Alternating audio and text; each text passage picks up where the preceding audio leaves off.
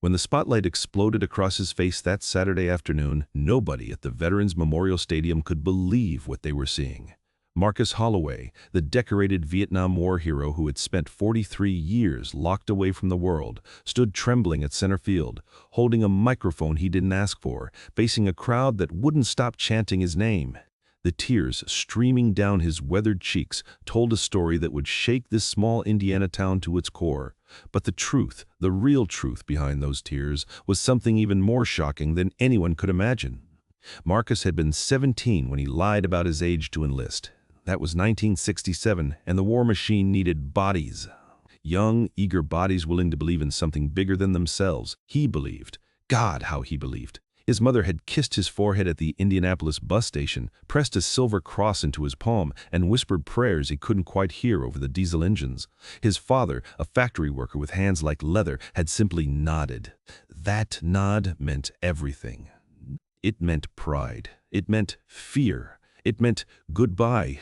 Vietnam changed him in ways that couldn't be explained in the letters he sent home. The jungle had teeth. The humidity was a living thing that wrapped around your throat and squeezed.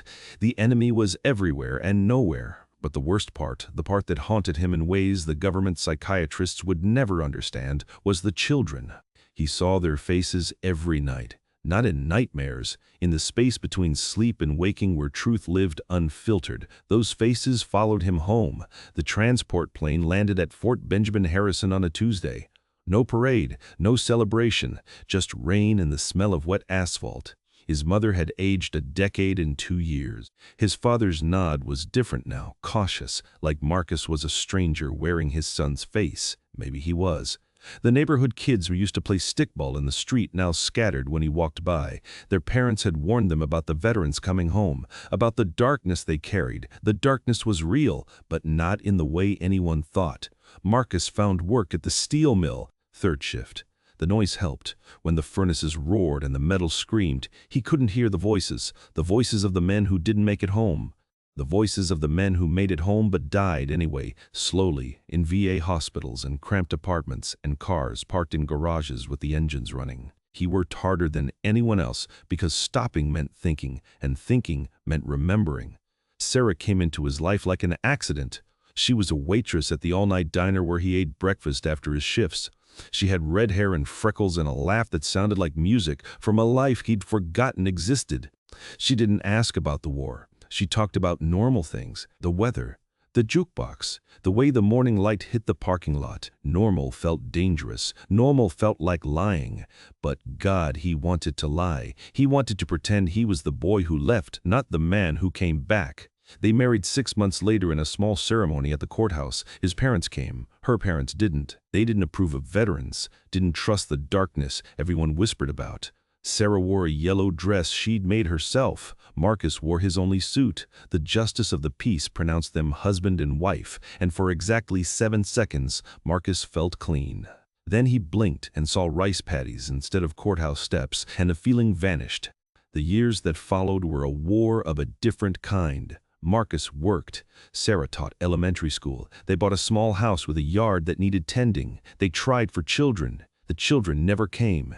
Sarah said it was okay, that they had each other, but Marcus saw the way she looked at pregnant women in grocery stores, the way her smile tightened when her sister announced baby number 3. He wanted to give her everything, but his body, poisoned by Agent Orange according to the VA doctors who wouldn't quite say it officially, had nothing left to give. But here was something nobody knew, something that lived in the locked drawer of Marcus's workshop in the basement. Every Thursday night while Sarah slept, he would descend those creaking stairs and open that drawer. Inside were letters, hundreds of them, letters to Thu Hien, a girl he'd met in a village outside Da Nang. She was 16, he was 19. She spoke almost no English. He spoke no Vietnamese. But somehow, in the chaos and horror of that war, they had found something that felt like understanding, like hope. She had drawn pictures for him, simple sketches of birds and flowers and what looked like home. He had given her chocolate bars from his rations and promised, foolishly, recklessly, that he would help her family get to America. That was before the ambush. That was before his unit was ordered to evacuate. That was before he watched the village burn from a helicopter, black smoke rising like accusations into a sky that didn't care. He never knew what happened to her. He spent the next 40 years writing letters to someone who might not exist, pouring his guilt and grief onto pages he never sent because there was no address, no way to find her, no path back to that moment when he could have done something different. Sarah found the letters in 1989. She'd gone to the basement looking for Christmas decorations and knocked over a toolbox. The drawer had sprung open. She read 3 letters before Marcus came home and found her sitting on the cold concrete floor, surrounded by his secrets. She didn't yell. She didn't cry. She looked at him with something worse than anger. She looked at him with understanding, with pity. And that night, she moved into the guest bedroom. They never discussed it. They continued living in the same house, eating meals in silence, existing in parallel lines that would never meet again. The veteran support group was Dr. Patterson's idea. He was a VA psychologist who actually seemed to care, which made him rare. Marcus resisted for months. He didn't want to sit in circles with other broken men and trade war stories like baseball cards. But the silence in his house had become unbearable. The weight of Sarah's knowing looks was crushing him. So on a Wednesday evening in October 1991, he walked into the basement of the Methodist church and found 11 other men sitting in folding chairs, drinking bad coffee, looking anywhere but at each other. Tom was there, the guy who'd lost both legs to a landmine and now fixed televisions from a wheelchair in his garage. Danny was there, still handsome despite the shrapnel scars across his face, who couldn't hold a job because he'd start shaking whenever someone slammed a door. Pete was there, quiet. Pete, who never talked about what he'd done but whose eyes held stories that would never be told. And Jerry, who'd been a medic, Jerry who'd held dozens of boys as they died, whispering comfort into ears that could no longer hear. The group met every Wednesday. For the first year, Marcus barely spoke. He listened. He heard stories that mirrored his own. Stories about guilt that wouldn't fade and memories that wouldn't dim and marriages that had crumbled under the weight of things that couldn't be explained. But slowly, week by week, he began to share. Small things at first, the heat, the fear, the strange beauty of tracer fire at night, then bigger things, the friends he'd lost, the innocents caught in crossfire. The moral calculations you made in seconds that haunted you for decades. But he never mentioned Thu Hien. She remained locked in that drawer. Then came April 1995, the Oklahoma City bombing. Marcus watched the news coverage with something breaking inside him. Children, dead children, in America. The horror he tried to contain to a jungle half a world away had followed him home. That night, he went to the basement and read every letter he'd ever written to Thu Hien. All 847 of them. They chronicled not just his guilt about her, but about everything. About the war, about coming home, about failing Sarah, about being a man who'd survived when better men hadn't, about the crushing weight of carrying so much death inside your skin. The next Wednesday at group he brought the letters. He placed the box in the center of their circle and said, "I need to read you something." The 11 other men listened for 3 hours as Marcus read letter after letter, his voice breaking, tears falling, the dam finally cracking after 28 years of holding everything back. When he finished, nobody spoke. Then Jerry, the medic, reached across and took Marcus's hand. "We all have a Thu Hien," he said quietly. "We all have someone we couldn't save. But you're still here, brother. You're still here, but the weight didn't lift. If anything, it grew heavier." Marcus started having panic attacks at work. The furnace noise that used to help now triggered something primal. He'd find himself crouched behind machinery, certain he was under fire, convinced the Viet Cong were advancing through the steel mill. Management put him on leave. The leave became permanent. At 54 years old, Marcus Holloway became another disabled veteran living on government checks that could never compensate for what the government had taken. Sarah, surprisingly, softened. Maybe it was seeing him completely broken that reminded her why she'd fallen in love with him in the first place. He'd been broken then too, just better at hiding it. She started coming to the support group meetings, sitting in the back, listening. She heard things about her husband she'd never known, about medals he'd earned but never mentioned, about lives he'd saved, about a moment in a firefight when he'd thrown himself on a grenade that turned out to be a dud, a moment of pure instinct that could have ended everything but instead became another weight to carry because surviving felt like stealing life from the men who didn't. They began talking again, real talking, not the surface pleasantries they'd exchanged for years. Sarah told him about her own struggles, about the loneliness, about feeling like she was married to a ghost, about resenting the war for taking the boy she'd loved and returning this damaged stranger. Marcus told her about the shame, about feeling like he didn't deserve comfort or happiness or her, about the way guilt had become so familiar it felt like the only honest emotion he had left. They didn't fix everything. You don't fix 40 years of silence in a few conversations, but they started building something new, something that acknowledged the broken pieces instead of pretending they weren't there. The call came on a Tuesday in January 2010, a social worker from a refugee organization in California.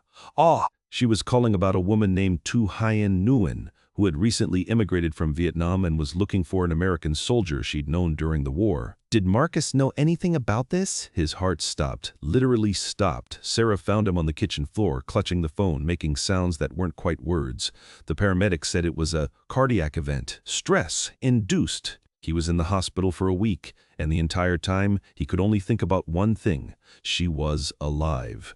Thu Hien was alive. The social worker called again. Thu Hien had kept a photo, a grainy black and white image of a young American soldier who'd been kind to her family. She'd escaped Vietnam in 1979, spent years in refugee camps, eventually made it to the Philippines, then Canada, and finally, after decades of paperwork and waiting, to California. She was trying to find the soldier to thank him. Her family had survived because of the food and supplies he'd shared. They'd made it out of the village before it burned. She'd spent 30 years thinking he might be dead, but hoping he wasn't. Now she was hoping to find him and say what she never got to say, thank you.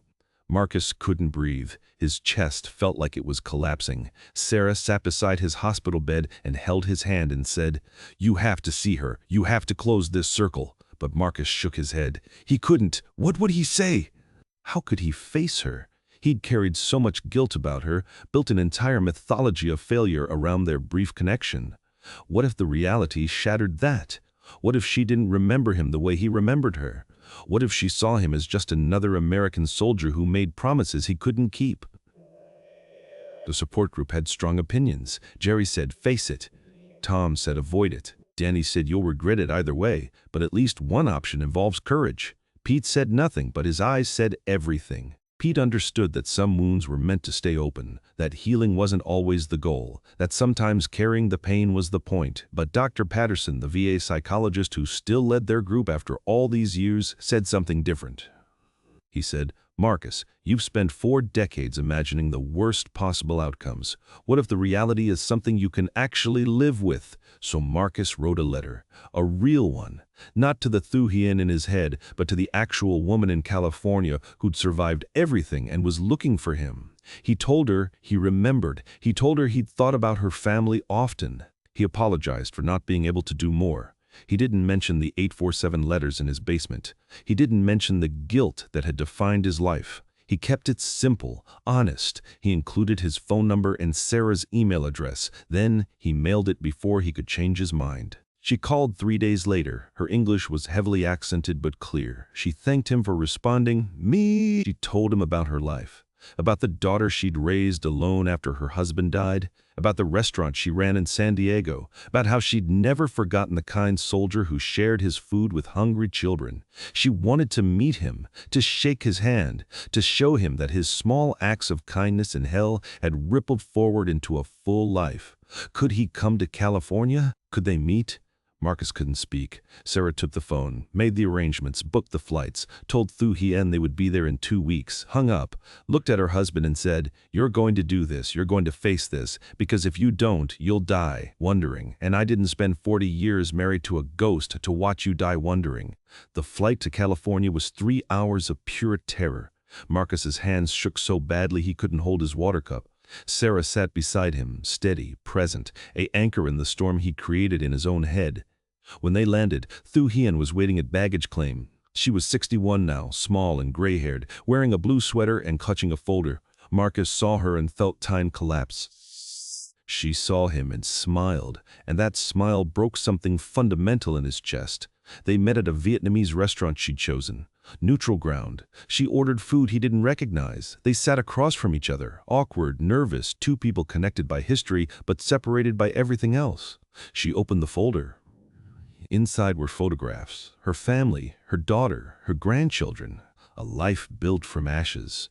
She spoke about the village, about the fear, about the American soldier who treated them like humans when others hadn't, about how those small kindnesses had given her hope during the darkest times. She wanted him to know his actions mattered, that he'd made a difference, that she'd survived partly because he'd reminded her that not all soldiers were the same. Marcus couldn't stop crying. He tried to speak, but words wouldn't form. Sarah reached under the table and squeezed his hand. Thu Hien reached across and squeezed his other hand, and in that moment, surrounded by the smell of pho and the sound of Vietnamese conversation he couldn't understand, Marcus felt something he hadn't felt in 43 years. He felt forgiven.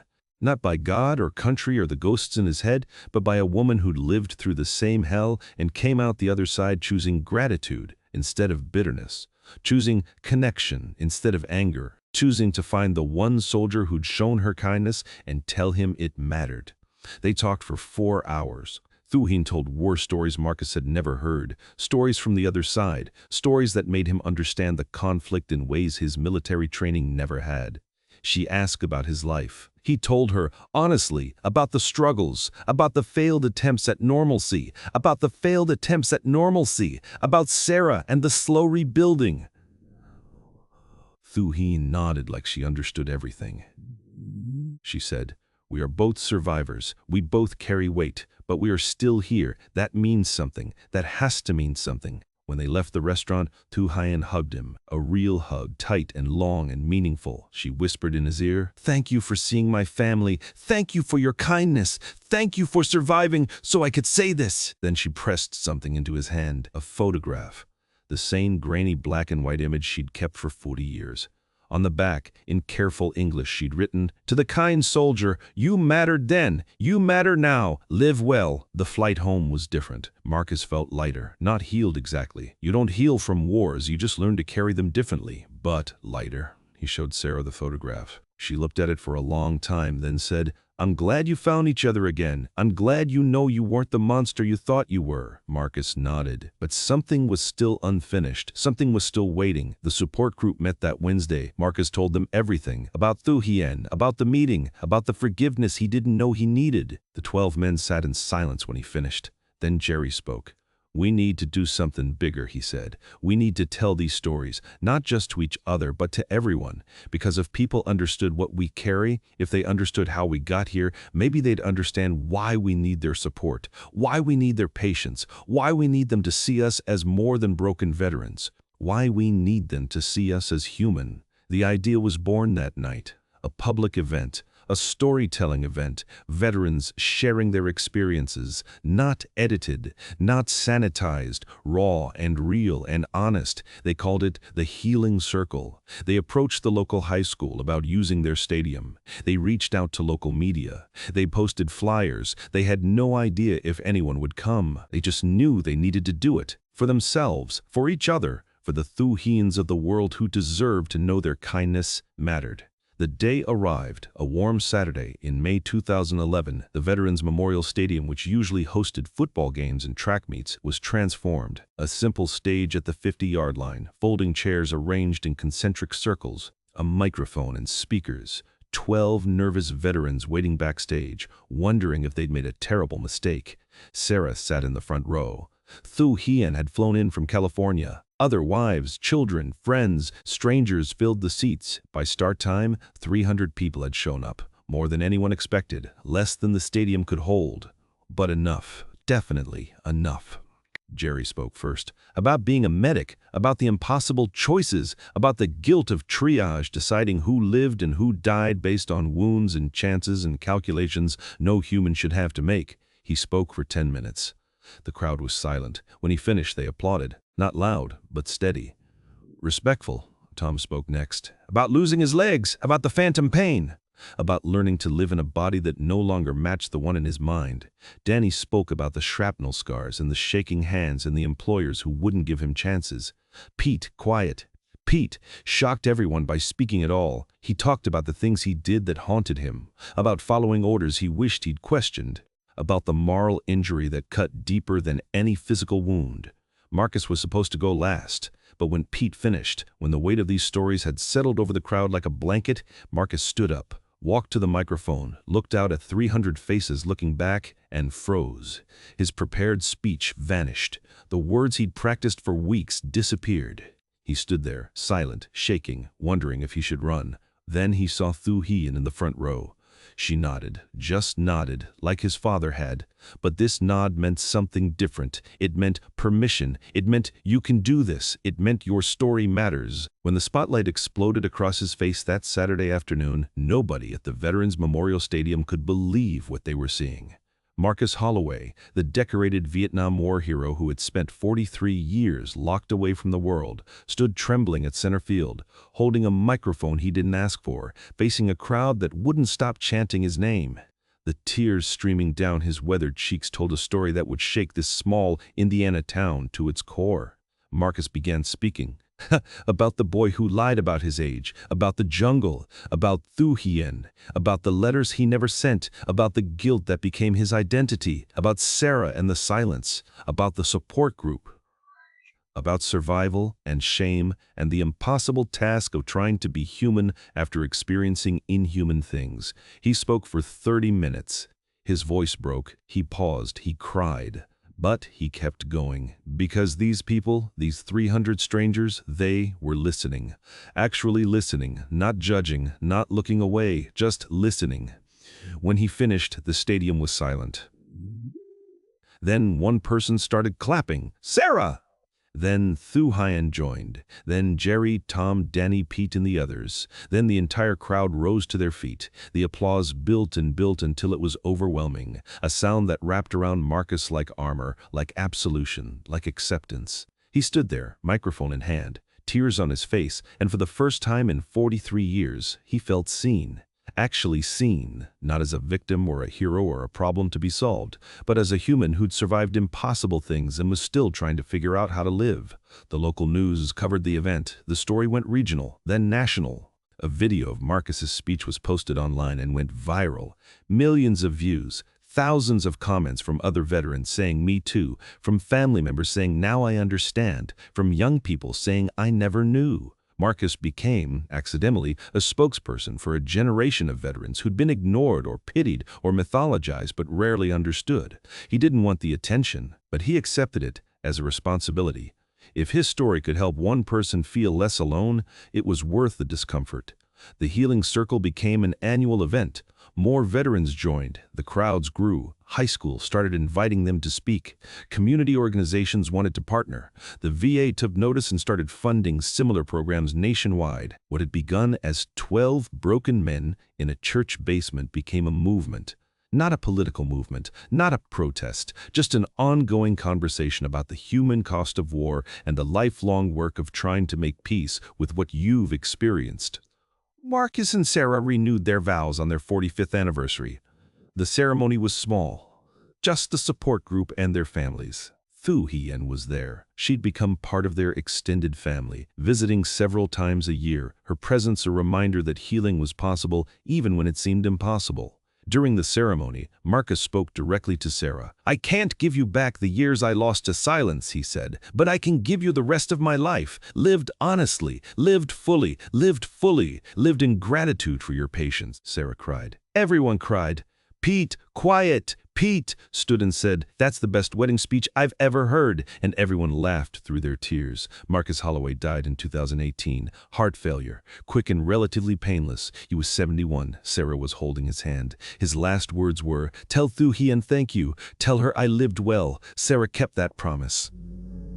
At the funeral, over 800 people came. Veterans from across the country, people who'd seen his story online, strangers whose lives he'd touched without knowing.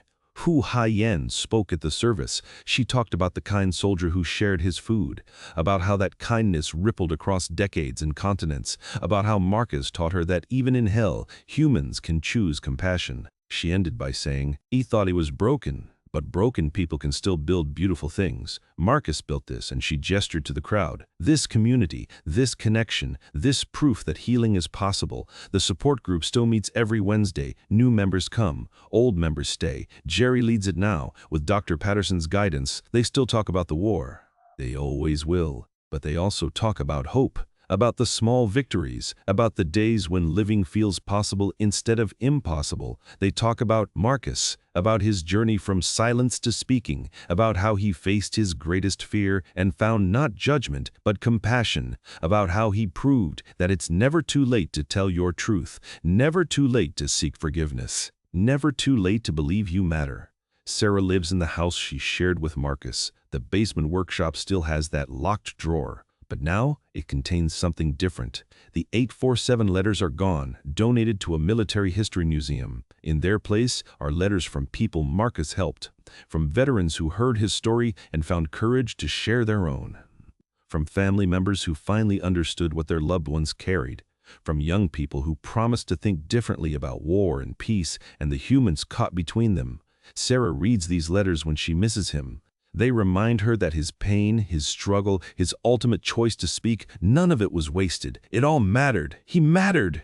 The Veterans Memorial Stadium now has a permanent plaque. It was installed on the 50th anniversary of Marcus's return from Vietnam. The plaque reads, "In memory of Marcus Holloway and all veterans who carry the weight of service. Your stories matter. Your healing matters. You matter." Every year on the anniversary of the first healing circle, veterans gather at that 50-yard line. They share stories, they cry, they laugh, they remember. And they continue the work Marcus started, the work of transforming silence into speech, shame into strength, isolation into community. Thu Hien still comes to the annual gathering. She's in her 70s now, moving slower but still sharp, still present. She brings her daughter and grandchildren. They've heard the story many times about the American soldier who was kind to a scared teenage girl in a war zone, about how that kindness echoed across a lifetime. Her granddaughter, studying social work in college, says she wants to work with refugees, to help people carry their stories, to remind them they matter. Thu Hien nods, pleased. She tells her granddaughter about Marcus, about the letters he wrote but never sent, about the guilt he carried unnecessarily, about the courage it took to face his past, about how his story became her story, became their story, became their story, became everybody's story. Because that's how healing works, not in isolation, but in connection, in the brave act of being seen. The story doesn't end with Marcus's death. Stories never really end. They ripple forward, touching people who never knew the original storyteller. Right now, somewhere, a veteran is sitting alone, wondering if anyone would understand. Right now, somewhere, a family member is trying to comprehend why their loved one seems so distant. Right now, somewhere, a young person is deciding whether to enlist, unaware of the weight they'll carry regardless of which choice they make. Marcus's story, Thu Hien's story, Sarah's story, they speak to all of them. They say, "You are not alone." They say, "Your struggle is real." They say, "There is a path through this even when you can't see it." They say, "Please keep going. Please keep trying." Please believe that your story, whatever it is, matters to someone. In the end, Marcus Holloway was just a man, flawed, broken, struggling. He made mistakes. He carried guilt that wasn't entirely his to carry. He hurt people he loved. He spent decades trapped in silence. But he also did something extraordinary. He chose to speak. He chose to face his greatest fear. He chose to believe that his story might help someone else feel less alone. And he was right. His story did help. It helps still. It will continue helping long after everyone who knew him is gone. Because that's the power of speaking your truth. It becomes bigger than you. It becomes medicine for people you'll never meet. It becomes proof that healing, however imperfect, is possible. If you're reading this, if you've made it this far, maybe you're carrying something heavy too. Maybe you're wondering if anyone would understand. Maybe you're trapped in your own silence, writing letters you never send, convinced that your pain is unique, that your guilt is justified, that speaking would only make things worse. Marcus would tell you differently. He'd tell you that silence is poison, that shame thrives in darkness, that the stories we're most afraid to tell are often the ones most worth sharing. He'd tell you to find your people, to speak your truth, to believe that you matter even when, especially when, you're convinced you don't. He'd tell you that it's never too late, that forgiveness is possible. That healing happens not in grand gestures but in small moments of courage, repeated over and over until they become a life worth living. He'd tell you to keep going. Please keep going. Your story isn't finished yet.